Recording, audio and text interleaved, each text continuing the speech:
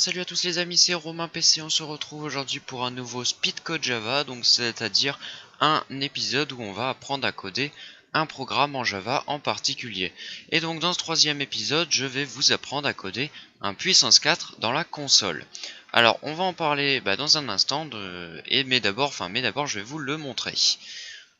Donc ici vous voyez que j'ai créé, je viens de cliquer dessus, un point bat qui permet de lancer le point jar. Mais donc voilà, hein, si vous avez vu la vidéo qui est sortie juste avant celle-ci, normalement vous savez que ça c'est comme si c'était dans la console Eclipse. Bon, regardez, il y a marqué tour 1, état du plateau, 2 points, donc on a un plateau qui est bien délimité ici en ASCII art. J'ai ici tous les emplacements du puissance 4, donc il y a bien 7 colonnes et 6 lignes, et c'est marqué tour du joueur croix, et il faut entrer le numéro de la colonne entre 1 et 7. Regardez, si j'entre 9 ou 2,3 ou n'importe quoi, il va me demander de réitérer à chaque fois, parce que j'ai vraiment fait ce programme très proprement.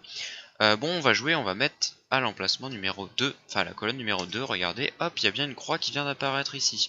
Et c'est le tour numéro 2, il y a la croix qui est donc ici sur l'état du plateau, et c'est au tour du joueur rond. Donc c'est parti, je vais donc faire jouer le joueur rond qui va mettre ici en 2 aussi, donc j'appuie sur entrée à nouveau.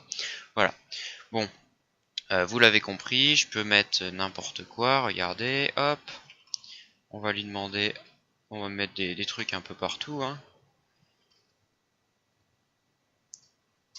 Voilà, je vais essayer de faire gagner quelqu'un parce que c'est un jeu qui se joue à deux bien sûr.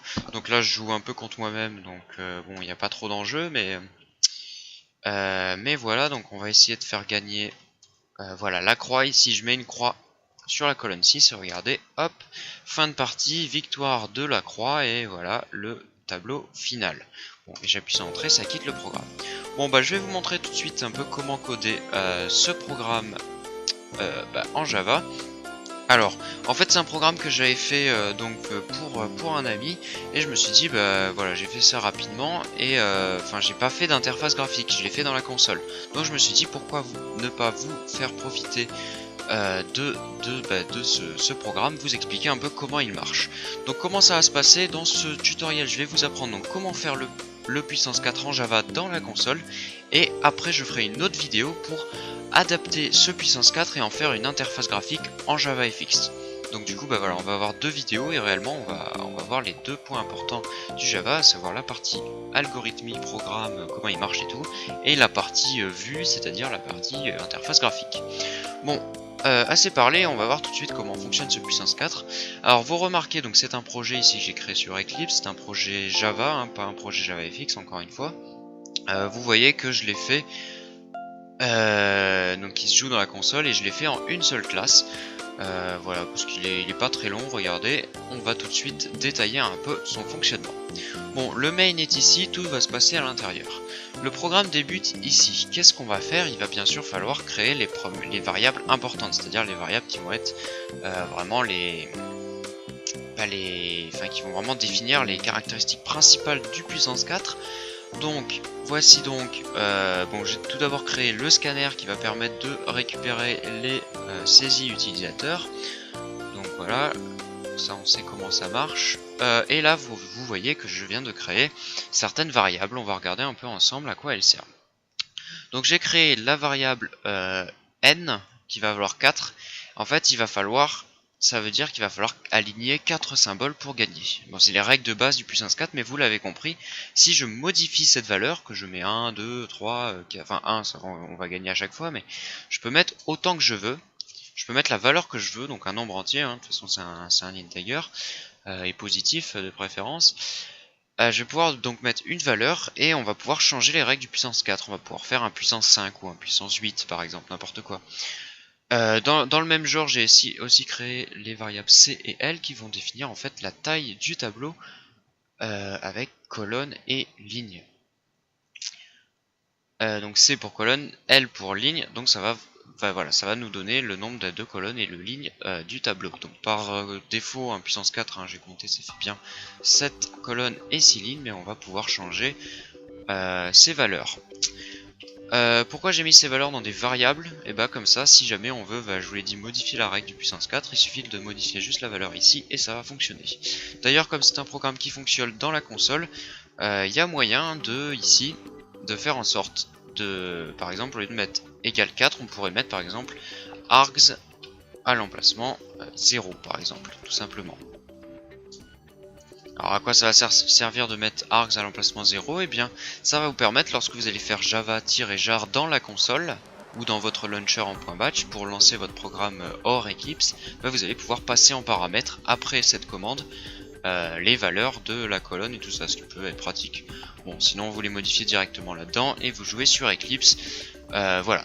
Bon, on va continuer, pas trop perdre de temps. Il va falloir d'abord créer donc le plateau de jeu. Moi, je l'appelle plateau, mais c'est vertical, c'est pas vraiment un plateau, mais bon, je l'appelle plateau quand même. Alors, on va se mettre d'accord. C'est un tableau qui va contenir des caractères. Un point, c'est un emplacement vide. Une croix, c'est au joueur 1, donc au joueur croix. Et un rond, un O en l'occurrence, ça va être le joueur 2. Donc croix et rond, hein, j'ai pris X et O en majuscule. Bon, je crée le plateau avec un tableau de caractères à 2 dimensions qui va faire C colonne et L ligne. Donc je mets toujours colonne ligne, hein, toujours X et Y si vous préférez, en Y down. Ensuite, on va donc remplir les cases avec du vide. Alors, c'est paradoxal, effectivement, je l'avais noté en commentaire. Qu'est-ce qu'on va faire? Tout simplement, on va mettre les valeurs de base du tableau. Donc, en fait, pour chaque colonne et pour chaque ligne, vous allez mettre aux coordonnées donc x, y, un point. Parce que sinon, hein, par défaut, un tableau, toutes les valeurs sont à null. Bon, le programme commence réellement par ici. Donc, tout d'abord, j'ai créé ici un entier qui va permettre de savoir qui a gagné. Donc int gagnant, retenez-le, on en aura besoin plus tard. Donc par défaut je le mets à 0. Alors ça va être la boucle de jeu. Là, alors vous allez voir que j'ai mis une boucle for, vous allez voir tout de suite pourquoi. Dans quel cas la boucle de jeu va s'arrêter, c'est-à-dire qu'il n'y aura plus de tour à faire, que la partie est terminée. Elle va s'arrêter en cas de victoire du joueur 1 ou du joueur 2, ou un autre cas, le cas d'égalité, si le plateau est totalement plein, et donc il y a une égalité. Alors pour ça, le mieux c'est effectivement de faire une boucle for. Parce que je pourrais mettre une tanqueuse, mais le problème de la tanqueuse c'est qu'elle va devoir vérifier effectivement à chaque fois si on n'est pas arrivé en cas d'égalité. Alors que l'avantage de la for c'est que si jamais on a égalité, en fait la for va se terminer parce que en connaissant la taille du plateau, on peut connaître le nombre de tours maximal. C'est tout simplement le nombre de jetons qu'on peut placer, donc des croix ou des ronds. Et non pas des jetons jaunes ou rouges, hein, comme le puissance 4 classique, hein, vous l'avez remarqué, on joue un peu comme au morpion là. En fait dès qu'on va mettre autant de jetons que de cases dans le tableau, c'est que le tableau est plein. Ce qui va être important, c'est de vérifier à chaque fois qu'on place un jeton s'il y a une victoire, mais ça vous allez le voir dans un instant. Alors, donc je crée donc une boucle for, donc qui va être la boucle i, hein, la variable i, et donc elle va aller de 1 à colonne fois ligne, donc bref, le nombre de jetons dans le plateau. Alors j'ai bien mis de 1 à inférieur ou égal, ça va bien aller de 1 à colonne fois ligne. Et i plus tranquille. Alors, tout d'abord, au début de chaque tour, je vais faire en sorte qu'on affiche le plateau. Donc ça c'est purement esthétique, hein, c'est les informations nécessaires pour que ça soit jouable quand on est dans la peau de l'utilisateur. Bon, tout d'abord je vais afficher tour plus i plus état du plateau 2 points, donc ça va afficher tour 3 état du plateau 2 points. Bon, ensuite on va afficher le plateau en lui-même. Donc tout d'abord je vais mettre la barre de délimitation de la zone plateau supérieure. Donc pour ce faire je vais faire une boucle qui va s'exécuter de 0 à strictement inférieur, donc qui va s'exécuter c plus 2 fois c. Et qui va à chaque fois afficher sans ln un petit tiret, et ensuite system.out.println. Alors, vous allez me dire pourquoi c plus 2 fois c. Bon, j'aurais pu faire donc c plus 2, donc ça ferait du 3 fois c plus 2. J'aurais pu compacter, mais en fait tout simplement parce que je veux afficher autant de tirets qu'il y a de caractères sur les lignes en dessous, et les lignes en dessous en fait on va afficher les deux barres verticales de délimitation, plus le nombre de caractères, donc le nombre de colonnes, plus 2 fois c parce que chaque caractère je l'entoure en fait d'espace en fait tout simplement. Bon, Donc ça c'était vraiment pour, voilà, pour afficher la petite barre horizontale, hein. Vous faites la même chose ici, regardez. Donc ici on a bien nos deux barres horizontales du plateau. D'ailleurs je vais le lancer comme ça vous allez comprendre tout de suite de quoi je parle. Hop, regardez, c'est de ça que je parle, hein, ces deux machins là. Hop, j'éteins. Et ça c'est vraiment l'affichage par contre du tableau en lui-même. Bon ça c'est tout simple, hein. Je vais parcourir le tableau. D'abord les Y, donc d'abord les lignes. Donc pour chaque ligne, je vais d'abord afficher une barre ici. Donc pour chaque ligne, j'affiche ceci. Et ensuite, pour chaque colonne, donc autant de fois qu'il y a de colonnes, hein, donc pour X, tu vas faire assez en démarrant à 0. Et bien je vais afficher avec un print, encore une fois, et non pas un println, hein, un espace, ça va être l'espace qui se trouve ici. Le plateau à l'emplacement XY, donc là au début il est vide donc ça m'a mis que des points partout, mais sinon ça met bien les croix et les ronds, hein, vous l'avez vu quand j'ai essayé le programme tout à l'heure. Et à nouveau un espace, voilà, donc ça fait ça pour toutes les colonnes. Ensuite vous affichez à nouveau une barre ici verticale pour afficher celle ici qui est à droite, et ensuite vous faites un système.out.println. Ensuite la boucle for passe à la ligne suivante et c'est cette ligne qui s'affiche, bon voilà. Bref, vous avez ceci, jusque là rien de compliqué. On va maintenant passer à la phase du placement de jetons. Et le placement de jetons, ça va être important parce qu'il va falloir vérifier certaines choses. Alors, le placement du jeton, en fait, il va tout d'abord falloir en fait entrer l'endroit où on veut le mettre, la colonne où on le met. Parce que je vous rappelle, le puissance 4, on place un jeton et hop, il va tomber dans la colonne et se mettre tout en bas de la colonne. Si je place un jeton ici, comme toute la colonne est vide, le jeton va se trouver ici. Je pense que vous connaissez les règles du puissance 4. Alors tout d'abord je vais afficher rapidement tour du joueur plus, et là j'utilise la condition ternaire, c'est quand même bien pratique. Je vais faire un i modulo 2 égale 1, donc si le tour est impair, alors j'affiche croix et sinon j'affiche rond. Donc bref, tous les tours impairs, donc le tour 1, 3, 5, etc. c'est le tour du joueur X. Vous voyez bien que tour 1, tour du joueur X, et tous les tours pairs de 4, 6, etc. ça sera les tours du joueur rond. Donc ça vraiment retenez-le. Ensuite donc j'affiche entrer le numéro de la colonne entre 1 et C, hein, parce que voilà, encore une fois, si je veux faire un tableau beaucoup plus grand, je peux mettre C à 40 et j'aurai un tableau qui ira tout au bout de la console là. Et bah là ça va marcher, ça va marquer entrer un numéro entre 1 et 40, hein. C'est pour ça que c'est bien pratique de mettre des variables comme ça et non pas de mettre directement 7 en valeur directe. Bon. Ensuite j'ai donc créé ici un booléen qui s'appelle placement. Alors ce booléen placement il va permettre de savoir si oui ou non on a effectivement placé le jeton. Et ça c'est en fait la sécurité qui va faire en sorte que l'utilisateur fasse pas n'importe quoi dans la console et fasse planter le programme. Bon, par défaut le placement n'a pas été effectué, donc je mets toujours le booléen à false, vous allez comprendre l'intérêt. Ensuite j'ai créé un entier qui s'appelle colonne et qui va valoir -1 de base. Alors je sais plus à quoi il sert, on va voir tout de suite à quoi il sert. Bon, quoi qu'il en soit, ensuite je vais faire tant que on n'a pas placé le jeton, c'est-à-dire que soit l'utilisateur a fait n'importe quoi, soit il a toujours pas cliqué. Bon bref, tant qu'on n'a pas placé le jeton, eh bien on va lancer la procédure de demande de l'emplacement de l'endroit où on veut placer le jeton, tout simplement. Enfin, vous allez comprendre l'intérêt de cette boucle. Bon, encore une fois, hein, par sécurité je remets colonne à -1. Ici j'ai créé une chaîne de caractères qui va prendre en fait ce qui va être entré par l'utilisateur avec un point next line. Donc je vais pouvoir entrer un mot par exemple, un truc, espace, un truc, ça va tout enregistrer, hein, c'est pas un point next int ou quelque chose.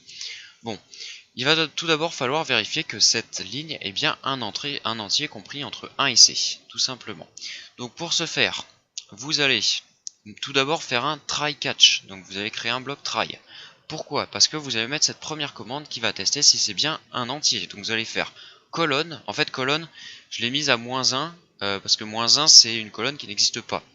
Donc si la colonne est à -1, c'est que on n'a toujours pas réussi à faire notre choix de colonne. Bon, la colonne elle va prendre cette valeur, elle va prendre la valeur integer.valueOf de la ligne. Bref, elle va prendre cette ligne qui est une chaîne de caractères, elle va le transformer en entier.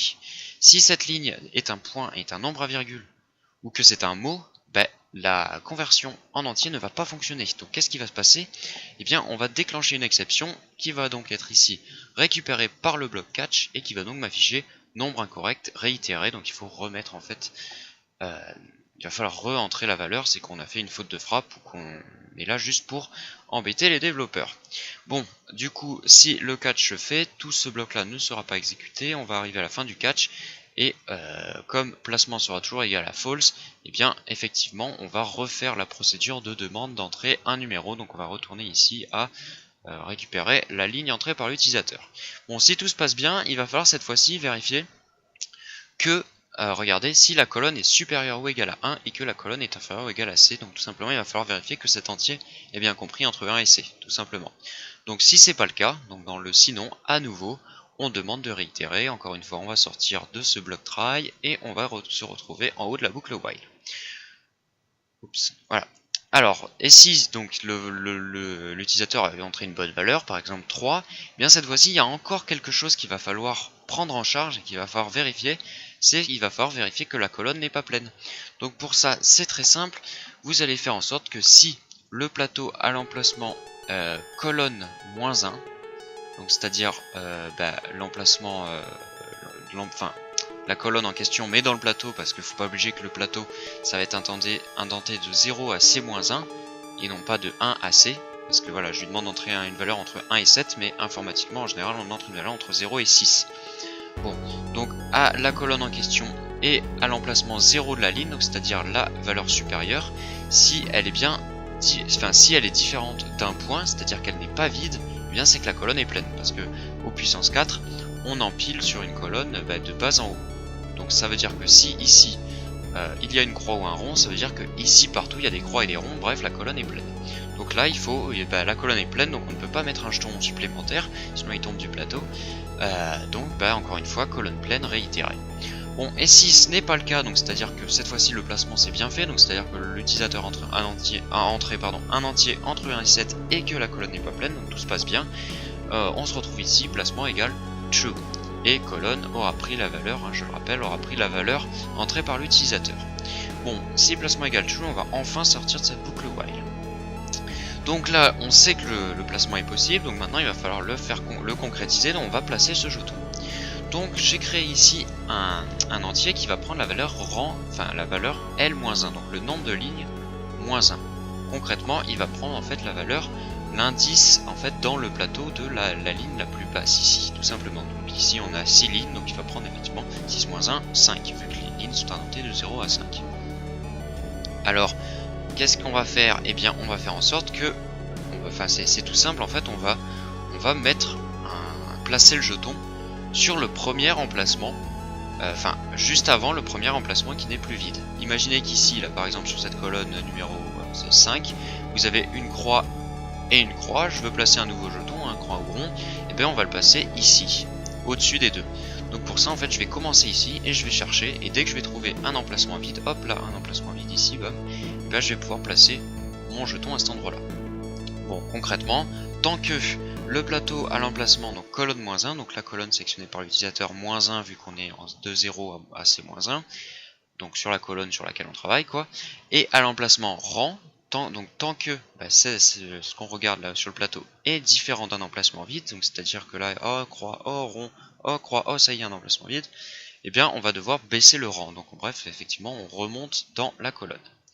Bon, si jamais c'est plus un emplacement vide, donc cette boucle on en sort et on peut donc placer le jeton, et donc à l'emplacement colonne moins 1 rang, on va mettre un nouveau jeton qui va être ici une croix ou un rond en fonction du tour à qui c'est de jouer. Donc si c'est un tour impair ici, eh bien je place une croix et sinon un rond. Je le rappelle, les tours impairs c'est pour les croix et les ronds, les tours pairs pour le rond. Voilà, donc là on a vraiment un puissance 4 qui est déjà bien fonctionnel, parce qu'il va vraiment placer les jetons. Donc dès que je vais cliquer, regardez, je vais le faire, hop, je vais marquer mettons la colonne 5, hop, j'ai bien un jeton qui vient de se placer ici. Donc voilà, le puissance 4 fonctionne, le placement des jetons fonctionne très bien, on a un affichage très joli et tout. Donc maintenant, en fait, il va juste falloir faire en sorte de détecter les victoires. Alors, pour détecter les victoires, ça va être assez simple. À quel moment on a une victoire qui va se faire? Eh bien, tout simplement lorsqu'on va aligner 4 jetons. Mais alors, en fait, à quel moment cette victoire va être possible précisément? Eh bien, ça va être vraiment au moment où on place le jeton. Si j'ai deux croix, par exemple là comme ça, là j'ai deux croix, un espace, alors non, je vais me mettre à la ligne au-dessus. Si par exemple ici j'ai deux croix, un espace et une croix. Si je place ma croix ici, et bien là on a effectivement une victoire au moment où je place la croix, vu qu'on aura effectivement 4 croix d'alignées. Donc bref, tout ça pour vous dire que la détection de victoire, elle va tout simplement se déclencher, comme vous le voyez, juste après un placement de jeton. Et en fait, il va falloir regarder où est placé ce jeton, et regarder autour si lui-même et les jetons autour de lui forment un alignement. Et si on a un alignement de n symboles identiques, donc en l'occurrence ici 4, vu qu'on fait un puissance 4, eh bien, on va donc reconnaître qu'il y a victoire et donc agir en conséquence. Bon, alors, ici, je viens de créer une variable symbole qui va permettre de se rappeler quel est le symbole à tester, le symbole à aligner. Parce que si c'est autour du joueur croix, c'est pas possible de faire une victoire du rond si c'est à la croix de jouer. Parce que si tu places une croix, tu vas pas pouvoir faire un alignement. Enfin, un alignement de rond, c'est pas possible. Forcément, s'il y a un alignement de rond qui est déjà là, c'est qu'il a été fait au tour d'avant et que les joueurs l'ont pas vu, parce qu'ils sont un peu aveugles. Mais là, on est quand même sur un programme informatique, un programme ne se trompe pas. Alors, donc voilà, donc je crée ce symbole qui à nouveau se rappelle à qui c'est joué, donc savoir si c'est les croix ou les ronds, hein, donc toujours avec cette histoire de tour impair ou pair. Alors, vous voyez qu'ici j'ai créé plusieurs variables. Donc tout d'abord, on va avoir la variable somme x et y, vous allez voir après. Mais surtout la variable max. Alors la variable max, elle va permettre de détecter l'alignement maximal qu'on a trouvé autour du jeton qu'on vient de placer. Donc c'est tout simple, si le max est égal à n ou plus, donc égal à 4 ou plus, c'est qu'il y a puissance 4 et qu'il y a une victoire. Tout simplement. S'il est égal à 3, c'est qu'on a aligné 3 croix, mais du coup le jeu se continue. Voilà, par contre au prochain tour, si l'autre joueur ne fait pas attention, il risque de perdre. Donc comment on va faire? Donc c'est très simple, on va vérifier. En fait, il n'y a que 4 axes sur lesquels on va vérifier qu'il y a un alignement. On va vérifier verticalement, en diagonale dans l'autre sens, hein, la diagonale au gauche bas droite et la diagonale au droite bas gauche, et donc verticalement et aussi horizontalement. Donc il y a bien 4 axes. Donc vous pouvez imaginer comme ça, hop, je fais une étoile. On va commencer, je vais commencer d'abord par vous montrer, donc là les blocs de code que vous voyez ici, hein, vous pouvez les intervertir, il n'y a pas de problème. Je vais commencer par la verticale, ce sera plus simple. Vous allez voir comment ça marche. Donc ce qu'on va faire, c'est qu'on va additionner dans la variable somme, qui par défaut va valoir -1, vous allez voir pourquoi. On va additionner le nombre de symboles identiques d'affilée, retenez bien le nombre de symboles identiques et d'affilée, d'un côté, donc à droite, et de l'autre, donc ici à gauche. Donc on va bien parcourir toute la... en haut et en bas. Donc on va bien parcourir la verticale. Alors, vous voyez qu'ici j'ai créé, donc la variable somme -1, encore une fois, j'ai créé également les variables x et y, qui vont être les variables qui vont se modifier quand on va parcourir verticalement notre plateau. Donc ici, x va être égal à la colonne où on s'est placé -1, alors pour passer en indentation plateau, hein, vu que la colonne c'est pareil, je vous l'ai dit, l'utilisateur c'est de 1 à 7 et le tableau c'est de 0 à 6, donc d'où le -1. Et y à l'emplacement rang, donc normalement le rang, lui, il était déjà indenté pour le tableau. Vous allez voir donc ce qui va se passer. Ce qu'il va falloir faire, c'est que tant que on n'est pas... Alors là, à chaque fois, je fais ça. Tant qu'on ne sort pas du tableau, pour éviter les out of bound exception. Toujours faire attention à ça. Donc, tant que y est plus grand que 0, enfin supérieur ou égal à 0. Donc y, je vous le rappelle que c'est la coordonnée y. Donc tant que on est tant qu'on n'est pas sorti du plateau par le haut du plateau, et que le plateau aux coordonnées donc x, y qu'on modifie est égal au symbole, c'est-à-dire qu'on a toujours le même symbole d'affilée, alors on somme ici, on ajoute une +1 à la somme, donc le nombre de symboles d'affilée qu'on a trouvé, et on baisse la variable y, donc on remonte vers le haut. Bon, ça a permis de détecter le nombre de symboles d'affilée en haut. Par rapport au jeton, je rappelle encore une fois, par rapport au jeton où on est. On vient de placer un jeton, on vérifie au-dessus ce qui se passe. Et d'ailleurs, là je viens de m'en rendre compte en live, ce code ne sert à rien. Mais absolument à rien. Enfin, juste cette ligne. Juste cette ligne, elle ne sert pas. Donc techniquement, on pourrait l'enlever. Tout simplement parce que si vous placez un jeton, il ne peut pas y en avoir au-dessus. C'est tout con, mais il peut y en avoir en diagonale au-dessus, mais pile au-dessus, il peut pas y en avoir. Je viens de capter. Bon, c'est pas grave, hein, vous comprenez le principe quand même. Bon, vu qu'on a touché à la variable y, il va falloir cette fois-ci la remettre à sa valeur initiale. Donc ici, rang. Donc on se replace sur le jeton qu'on vient de placer. Et cette fois-ci, on va vérifier vers le bas combien de symboles d'affilée identiques on trouve. Donc on va faire cette fois-ci tant que y est strictement inférieur à L, donc pour pas sortir par le bas du tableau, et que le plateau est égal au même symbole qu'on est en train d'étudier d'affilée là, ben on augmente y vers le haut et à nouveau on somme. Et si la somme est plus grande que le maximum de symboles d'affilée qu'on ait trouvé, eh bien le maximum prend cette valeur somme, tout simplement. Alors pourquoi somme était égal à moins 1? Eh bien tout simplement parce que lorsque vous placez un jeton, le maximum sera toujours de 1 au minimum. Pourquoi? Bah parce que si vous placez un jeton, là, le premier jeton de la partie, vous allez faire un alignement de 1 jeton, tout simplement, vu que vous avez placé un jeton. Donc, si je mets somme à moins 1, enfin en fait, ce qu'il y a, c'est que à chaque fois que je vais faire ça et ça, là, ce code et ce code, à chaque fois il va faire somme plus, parce qu'en fait, enfin, comment dire, l'itération ici, le parcours du nombre de symboles d'affilée, il commence au jeton qu'on a placé. Ce qui fait que à chaque fois on va compter le jeton où on est. Et donc à chaque fois, ici on le compte en allant vers le haut et ici on le compte en allant vers le bas. Du coup on l'a compté 2 fois. Donc déjà, même si on place un seul jeton, déjà la somme elle va valoir 2. Sauf que je vous l'ai dit, la somme de base elle devrait valoir 1, parce que quand tu places un jeton, tu t'as fait un alignement de 1 jeton, pas de 2 jetons, vu qu'il n'y a qu'un seul jeton. Enfin, donc il faut mettre la somme égale à moins 1, ce qui fait que les deux somme plus par défaut, donc du coup finalement je change ce que je viens de dire, hein, ce code est quand même assez important. Enfin, on peut le remplacer juste par somme plus, hein, ça marcherait.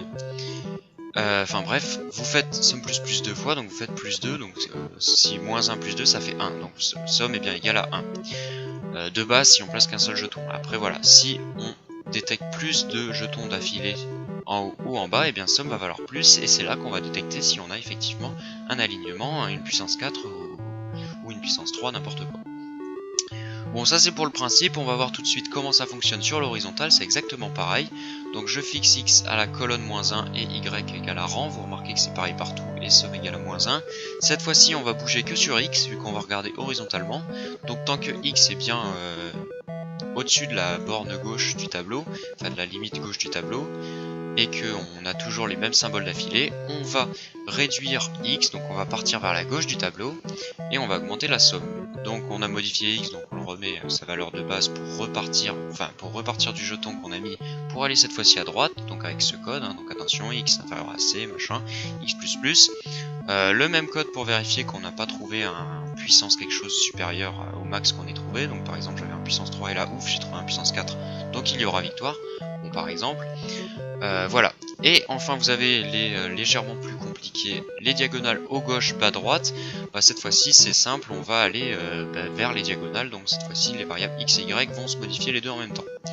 Donc je vous laisse regarder les codes, donc ici pour aller de en haut à gauche à en bas à droite, ici tant que, donc là c'est pour aller, on va faire y moins et x moins, donc on va aller en haut à gauche, donc vous vérifiez bien que vous sortez pas ici des limites du tableau, vous baissez ces variables, vous avez touché aux deux, donc vous pensez à les réajuster, enfin les remettre à l'emplacement jeton initial, et cette fois-ci on va aller en bas à droite, donc là c'est vous inversez, y inférieur à L, x inférieur à C pour au cas où, et vous augmentez les deux variables. Bon, là, le même petit code ici. Pour la diagonale haut droite bas gauche, je vous laisse regarder, c'est exactement le même principe, sauf que cette fois-ci voilà, hein, c'est y moins x++ et y++ x moins. Donc, vous imaginez dans le tableau, on va parcourir comme ça, là en diagonale hop, et en diagonale comme ça. Voilà, tout simplement. Alors maintenant, c'est enfin le moment de vérifier qu'il y a une victoire. Si le maximum est supérieur ou égal à n, c'est qu'il y a une puissance 4, 5, 6 ou etc. Donc bref, il y a une victoire. Donc le gagnant, la variable gagnant, on avait mais utilisé vraiment au tout début du code et qui valait de base, regardez, qui valait de base 0. Eh bien, elle va prendre comme valeur 1 si on est à un tour impair. Donc bref, si une croix vient de jouer, c'est que le gagnant c'est le joueur 1, donc le joueur croix, et sinon, 2 points, ça va être le joueur 2, donc le joueur rond. Alors, il va falloir penser à forcer la sortie de la boucle. Donc pour ça, vous allez faire la boucle for, donc vous allez faire en sorte que la variable de la boucle soit égale à c fois l plus 1. Donc en bref, voilà, on va sortir de la boucle for. Donc la boucle for va sortir. Alors, ici j'ai mis un affichage de petites étoiles, c'est les petites étoiles qu'on peut voir ici entre chaque tour de jeu, c'est purement esthétique. Bref, ici donc la boucle fort, on va en sortir. Donc s'il n'y avait pas de gagnant, on jouait, on referait un nouveau tour ou on replacerait un nouveau jeton. Bon là on va supposer qu'il y a un gagnant, on a un puissance 4 qui vient de se faire, quelqu'un vient de mettre le dernier jeton pour faire un alignement. On sort de la fort et là ça y est, le programme va se terminer, on va donc afficher le gagnant. Donc pour ça j'affiche donc un petit retour à la ligne, hein. Donc tout ça c'est purement esthétique, j'affiche plein d'étoiles, fin de partie, tout ça. Et là on va faire en sorte que si la variable gagnant est égale à 0, c'est qu'il n'y a eu aucun gagnant et que la boucle fort s'est terminée sans aucun gagnant. Donc en fait la variable gagnant n'a pas été modifiée depuis le début de la partie. Elle vaut toujours 0, on en déduit donc qu'il y a eu effectivement une égalité. J'affiche donc égalité, c'est que le tableau a été rempli. Si gagnant est égal à 1, j'affiche victoire du joueur croix, donc victoire de croix, et si gagnant est égal à 2, j'affiche victoire de rond, tout simplement. C'est pour ça que, grâce à ce code ici, on sait qui a gagné. Voilà. Et donc voilà, le code est terminé. Donc là j'ai refait le même code que là-haut qui permet d'afficher l'état du plateau. Donc ça permet de voir l'état final du plateau. Et on arrive à la fin du main, le programme se termine et on a donc le puissance 4, le puissance 4 qui est terminé. Donc voilà, ce programme est terminé. Donc je vous laisse le refaire chez vous. Vous amusez ensuite à jouer contre vous-même, c'est très cool. Donc là je mets des valeurs au pif. Hop, et on va voir s'il y a un gagnant au bout d'un moment. Donc tiens, on va mettre un emplacement 2 là, non, un emplacement 1. Oups, pardon. On va mettre 2 ici. Hop, et là il y a une victoire de la croix vu qu'on vient de faire un alignement de 4 croix ici. Donc voilà, ce programme est terminé. Je crois qu'il a duré quand même pas mal de temps. Dans le prochain speedcode, je vais vous apprendre comment faire en sorte de faire une interface graphique pour votre puissance 4. Donc sur ce, on se retrouve dans les prochains speedcodes. Allez, salut à tous.